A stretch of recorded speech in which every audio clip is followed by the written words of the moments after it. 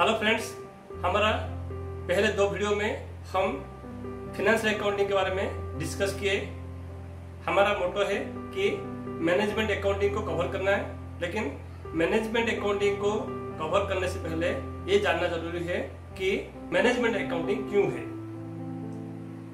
जो चीज financial accounting and cost accounting में हो नहीं पाया या उसमें प्रोविजन नहीं है या financial accounting and cost accounting are not facilitating some requirements of business organizations, then management accounting was introduced.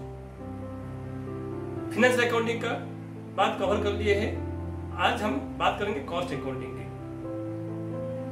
Cost accounting हमारा लाइफ में जुड़े हुए है। मान लो एक मैरिज फंक्शन हुआ, शादी के बाद हम देखते हैं कि पूरा खर्चा क्या हुआ, क्या क्या खर्चा हुआ, और ये भी सोचते हैं कि हमारा खर्चा कम हो सकता था, लेकिन हमने टाइम पे या हमने सही ढंग से एक्सपेंडिचर को कंट्रोल नहीं किए। हो सकता था कि जो टेंट का कॉस्ट है कहीं और से लाने से हमारा खर्चा कम होता। डीजे का कॉस्ट है कहीं और से लेके आते तो अच्छा रहता और क्वालिटी भी उतना खराब नहीं होता। हो सकता था कि कुछ कॉस्ट ऐसा है, कुछ खर्चा ऐसा है जो एवॉइड किया जा सकता था, लेकिन हमने ध्यान नहीं दिया क्योंकि फंक्शन होने से पहले हमने बैठ के उसको सही ढंग से प्रिपेयर नहीं किया कि हमारा रिक्वायरमेंट क्या है, क्या क्या एक्सपेंसेस एवॉइड हो सकता था, वो कुछ नहीं प्लान किया। ओके, उन्हें बड़ा टेंट चाहिए, टेंट लेकर आ जाओ, डीजे लेकर आ जाओ, मंडप का जो खर्चा है वो कर लो, लेकिन प्लान नहीं किया कि कहां से लेकर आएंगे, और हमने सर्वे नहीं किया ठीक से कि what are the available resources, what are the budgets, estimate नहीं किया। तब जाके क्या हुआ, हमें फाइनली पछताना पड़ा। लेकिन हमारा जो गलती हुआ, हमारे बाद कोई अगर मैरिज फंक्शन कर रहा है तो हम सिर्फ सीख रहा है, लेकिन बिजनेस का मोटो है प्रॉफिट मेकिंग है। अगर हम दूसरे से सीखते रहेंगे तो हमारा जो प्रॉफिट मेकिंग का मोटो है बहुत डिले होता जाएगा। बेहतर ये है कि हम पहले से प्लानिंग करें कि कैसे हमारा कंपनी का बिजनेस का एक्सपेंसेस को कम से कम ढंग से खर्चा करें, तो जाके हमारा प्रॉफिट ऑप्टिमाइज होगा। कॉस्ट अकाउंटिंग को काफी लोगों ने काफी तरह से डिफाइन किया, लेकिन जो मेन डेफिनेशन है कि it is about classifying, recording, allocating and reporting cost proper manner in a proper way. Means जो हमारा एक्सपेंसेस है, कॉस्ट है, उसको कैसे हम सही ढंग से क्लासिफाई करें, रिकॉर्ड करें और एलोकेट करें। जिसको जो खर्चा चाहिए, जो एक्सपेंस चाहिए, उसको एलोकेट करें in a proper manner and report भी करें कैसे ना अभी क्या खर्चा हम देख रहे हैं और फ्यूचर में कैसा खर्चा हो सकता है। And every moment, every point of time we make a close monitor, close look to our expenses, to our cost, so that with the variable market conditions we can control our cost. अभी simple सी बात है, corona का period है, हर जगह lockdown है, तो company कैसे अपना कॉस्ट को कंट्रोल करेगा।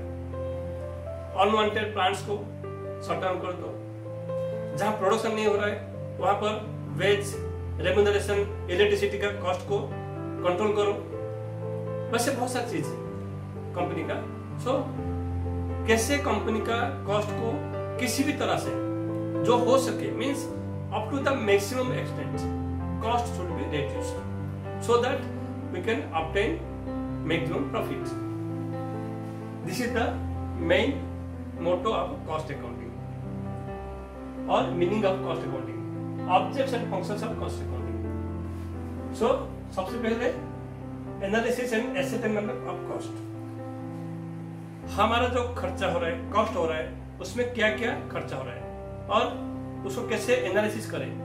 मान लो प्राइम कॉस्ट है, प्रोडक्शन कॉस्ट है, वेरिएबल कॉस्ट है, फिक्स कॉस्ट है, ये सबको हमको क्या करना पड़ेगा, एसेट करना पड़ेगा, देखना पड़ेगा कि उसमें क्या क्या खर्चा हो रहा है और क्या क्या टेक्निक हम डेवलप कर सकते हैं ताकि खर्चा कम हो सकता है। Next is cost reduction and control. Cost reduction and control कैसे हो सकता है? मीन्स कॉस्ट को सही ढंग से कंट्रोल करना चाहिए, एफिशिएंटली कंट्रोल करना चाहिए। मान लो एक काम को 5 आदमी 10 घंटे में कर रहे हैं और वही काम को 2 आदमी 5 घंटे में कर रहे हैं। मतलब क्या हुआ कि जो 2 आदमी they are working efficiently, they have adopted some other methodology, other means of working so that they are able to work in an efficient manner. So costing का क्या हुआ है कि एनालिसिस हो गया, कॉस्ट रिडक्शन एंड कंट्रोल। अगर हम efficiently काम नहीं करेंगे, बिजनेस की बात हो रहा है, बिजनेस कंपनी अगर एफिशिएंटली काम नहीं करेगा, एफिशिएंट काम करने का तरीका नहीं अपनाएगा, ढूंढेगा नहीं what are the efficient sources are available so that things can be done, production can be processed in an efficient manner while reducing the cost, तब तक कॉस्ट कंट्रोल नहीं होगा। Next is planning and decision making. हमें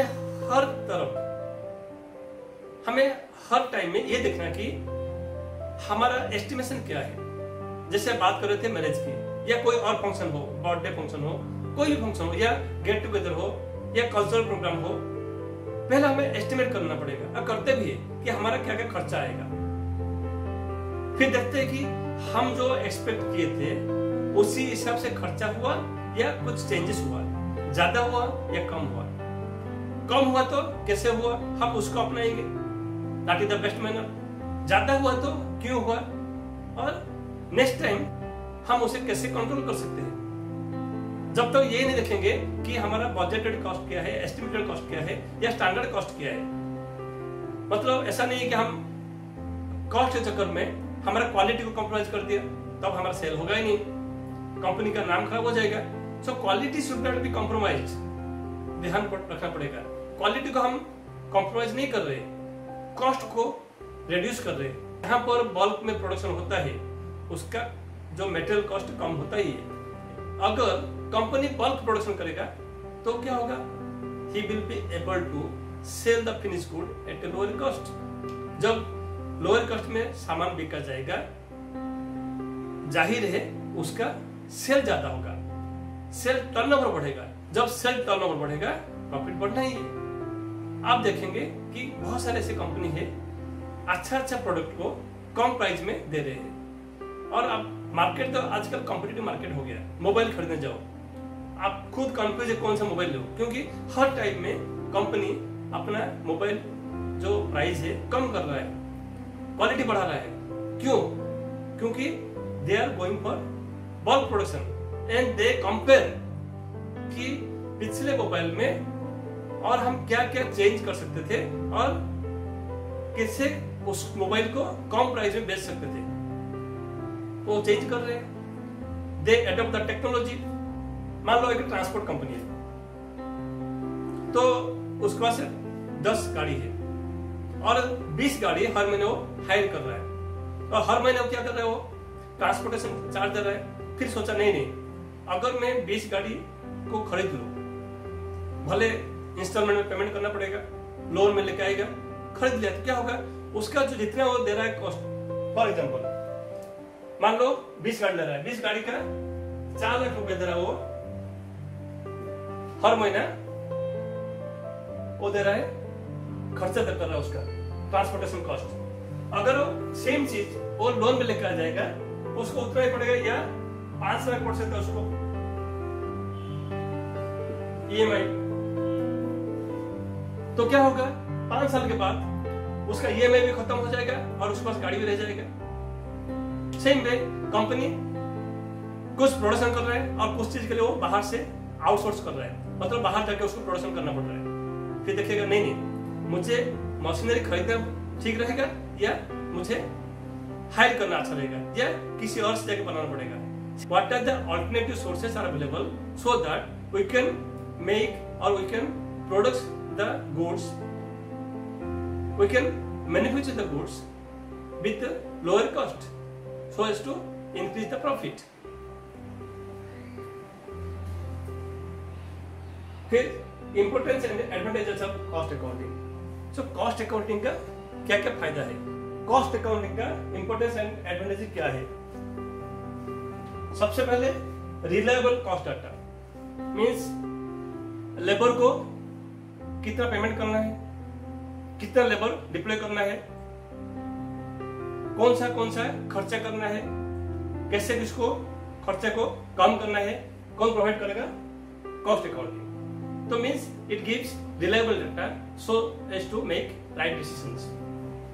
price fixation, कोई भी goods हो, services हो, assets हो, जब हम खरीदते हैं उससे पहले कॉस्ट अकाउंटिंग का जो प्रोसेस को हम फॉलो करेंगे तो हमारे प्राइस फिक्सेशन में ये हेल्प करता है। टेंडरिंग, मान लो टेंडर बढ़ता है काफी जगह, जैसे मान लो कोई सर्विस इंडस्ट्री है, कोई रोड ब्रिज बना रहा है, मान लो 5 किलोमीटर का रोड बनाना है, उसमें दिया हो कि रोड का क्वालिटी कैसा होना चाहिए। तो हम टेंडर देने से पहले हमें यह समझ में आ जाएगा कि कितना खर्चा होगा, what is the margin you should give and you can give out tender. और मान लो हम टेंडर मंगा रहे हैं, मींस इधर we are the service provider और सर्विस रिसीवर, दोनों तरफ से हमें यह समझ में आएगा कि ब्रिज का एस्टिमेटेड कॉस्ट क्या है, उसमें हम कितना मार्जिन रख सकते हैं, उसके हिसाब से हम टेंडर ले सकते हैं, मींस टेंडर मंगा सकते हैं या मतलब टेंडर चुन सकते हैं या टेंडर डाल सकते हैं। सो ये बहुत बड़ा भूमिका निभा रही है कौन, कॉस्ट अकाउंटिंग। टेंडरिंग बहुत बड़ी इशू है, तो आप देखेंगे हर जगह घर बन रहा है या मान लो कॉलेज का बिल्डिंग बन रहा है, वहां भी टेंडर आता है। कल्चरल फंक्शन हो रहा है, टेंडरिंग। बड़ा बड़ा इवेंट में इवेंट मैनेजर्स आते हैं टेंडर लेके, हर जगह टेंडरिंग होता है। तो ऐसा नहीं कि वही वो बोलते हैं 10 लाख खर्चा होगा, 20 लाख खर्चा होगा, ऐसा नहीं है। पहले वो एस्टिमेट करते हैं, मतलब पहले यू गिव योर रिक्वायरमेंट, उसके हिसाब से वो अपना कॉस्टिंग तैयार करते हैं, अपना मार्जिन रखते हैं, प्रॉफिट मार्जिन, फिर आपको टेंडर देते हैं। Then you choose the right tender. आपको पता है, ऐसा नहीं है कि आप भी मतलब लोएस्ट टेंडर ले लिया, ऐसा नहीं है। आपको पता है कितना खर्चा होना चाहिए और उसमें से कौन कौन रिलायबली अपना कॉस्ट दिया हुआ है, and you will be able to choose the right tender. तो कॉस्ट अकाउंटिंग बहुत हेल्प करता है इसमें। देन फ्यूचर प्रोडक्शन, जैसे अभी मालूम पड़ रहा है कोरोना चल रहा है, तो कितना प्रोडक्शन करना चाहिए कॉस्ट अकाउंट बताएगा। और कॉस्ट अकाउंटिंग ये भी एस्टिमेट करता है कि लॉकडाउन मान लो खत्म होने वाला है, उसके बाद what will be the market scenario, तो हमारा प्रोडक्ट का डिमांड होगा कि नहीं होगा, पहले सर्वे किया जाएगा, और होगा तो then we will increase our production. अभी हमारा पीरियड जो था corona period, lockdown period, slack season था, हमारा प्रोडक्शन मिनिमाइज कर दिया। लेकिन जैसे ये खत्म हो गया, इकोनॉमी रिवाइव हो गया, तो हमें प्रोडक्शन बढ़ाना पड़ेगा। कौन बताएगा? Cost accounting. कितना डिमांड करना सामान, कौन बताएगा? Cost accounting.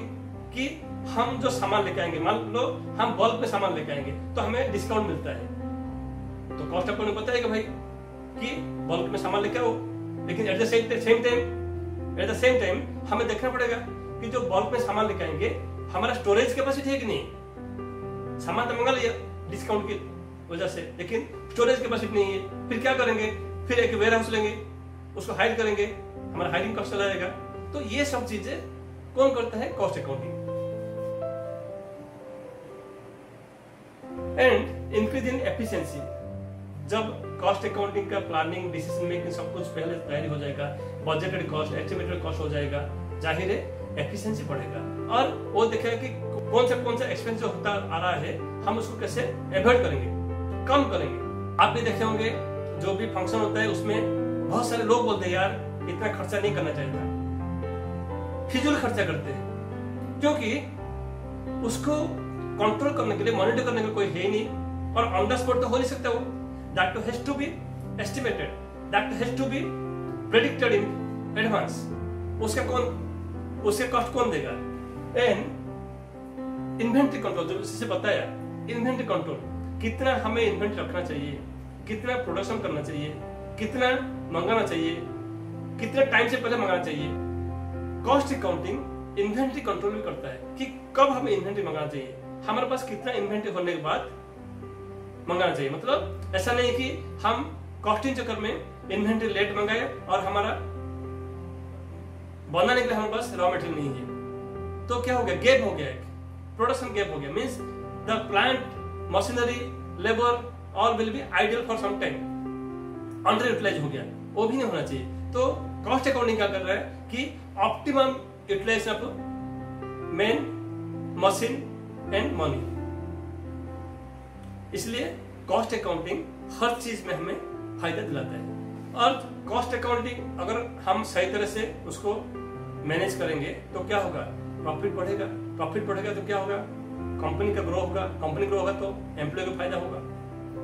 क्रेडिटर को, डेटर को, बैंकर को हम टाइमली बैंक को लोन चुका सकते हैं, एम्प्लॉय का सैलरी वेज बढ़ा सकते हैं, डेटर को जो क्रेडिट पीरियड है उसको हम एक्सटेंड कर सकते हैं, और क्रेडिटर का भी हम फायदा उठा सकते हैं क्योंकि हमारा बल्क में सामान आएगा, ज्यादा सामान मंगाए क्योंकि हमारा प्रोडक्शन बढ़ रहा है, प्रोडक्शन बढ़ रहा है मतलब सेल बढ़ रहा है, तब तो प्रोडक्शन कर रहे हैं। फिर क्या होगा? हमारा डिमांड बढ़ेगा, डिमांड बढ़ेगा तो क्या होगा? जो सप्लायर है वो भी हमें अच्छा खासा डिस्काउंट देगा वो। तो ये एक अच्छा सा नेटवर्क बन रहा है, बैंकर हो, क्रेडिटर हो, डेटर हो, हर जगह हमारा फायदा हो रहा है। तो लिमिटेशन क्या है कि ये इंडिपेंडेंट बॉडी नहीं है, और ये जो देखता है लार्ज स्कोप में देखता है, मतलब माइन्यूटली किस चीज को मॉनिटर नहीं कर रहा है, और कुछ चीज ऐसा है उसका कंट्रोल में नहीं है, जैसे इंश्योरेंस हो,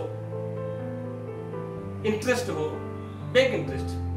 आप यू कैन प्रेडिक्ट कि बैंक इंटरेस्ट क्या करेगा, या टाइमली जैसे मार्केट कंडीशन चेंज हो रहा है due to government policies, control नहीं है, या ड्यू टू थेफ्ट केसेस, और due to loss of debentures and shares. अब शेयर मार्केट कंडीशन, हम कंपनी ने शेयर मार्केट में कुछ शेयर खरीदा, कंपनी ने कुछ शेयर खरीदा, कुछ डिवेंचर में इन्वेस्ट किया। अब उस शेयर और डिवेंचर का जो मार्केट कंडीशन है उसके ऊपर कॉस्ट अकाउंट डिपार्टमेंट का कंट्रोल नहीं है। तो कुछ चीजें है इसका लिमिटेशन है, कुछ लिमिटेशन फाइनेंशियल अकाउंटिंग का, कुछ लिमिटेशन कॉस्ट अकाउंटिंग का। उसका जो लिमिटेशन क्यों, दोनों का लिमिटेशन को कंट्रोल के लिए management accounting is sitting on the top of both department, means finance department and cost department. Management accounting people extract data from cost department and finance department to make decisions, policy making for the growth and development of the company.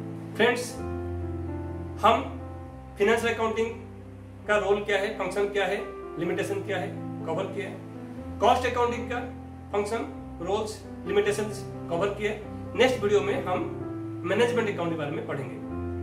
अगर आप हमारे channel में नए हैं, channel को share कीजिए, subscribe कीजिए, like कीजिए। फिर मिलते हैं और एक वीडियो के साथ। तब तक के लिए थैंक यू, धन्यवाद, शुक्रिया।